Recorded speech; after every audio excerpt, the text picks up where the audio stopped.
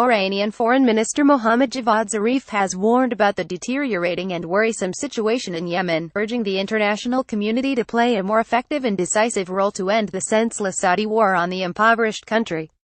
It is the duty of the international community to get more responsibly and effectively engaged in ending the senseless war and establishing a ceasefire, ensuring delivery of humanitarian assistance and eventually restoring permanent peace in this country through dialogue and national reconciliation without preconditions, Zarif said in a letter to Secretary-General of the United Nations Antonio Guterres on Monday. He added that over 30 months of aggression against an already impoverished Yemen has claimed thousands of lives of civilians, in particular women and children, and brought about the destruction of Yemen's civilian infrastructure including hospitals, schools, roads, food factories and power plants, thus depriving civilians of their most basic necessities. The photo taken on November 14, 2016 shows children sitting amidst the rubble of a house hit by Saudi coalition airstrikes 2 days earlier on the outskirts of the Yemeni capital Sana'a. Photo by AFP. The top Iranian diplomat emphasized that blocking of humanitarian access to an already famine-stricken Yemen and the decision to close all Yemeni air, sea and land ports, have further deteriorated the humanitarian nightmare in Yemen. The Islamic Republic of Iran has emphasized from the beginning of this crisis that the only way to restore peace and stability is to allow all Yemeni parties to establish without any foreign interference their own inclusive national unity government, Zarif said.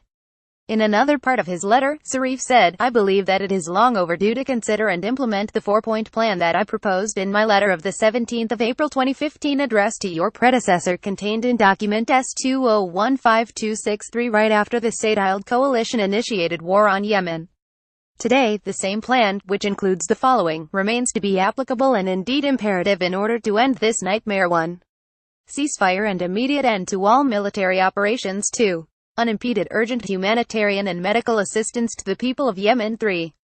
Resumption of yemenUs and yemenUs national dialogue, with the participation of the representatives of all political parties and social groups. 4. Establishment of an inclusive national unity government.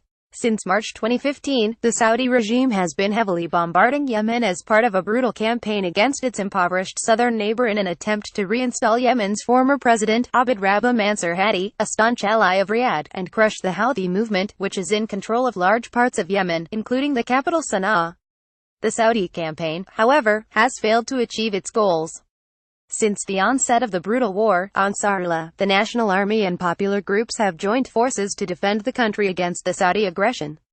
Over the past 2 years, the Houthis have also been running the state affairs.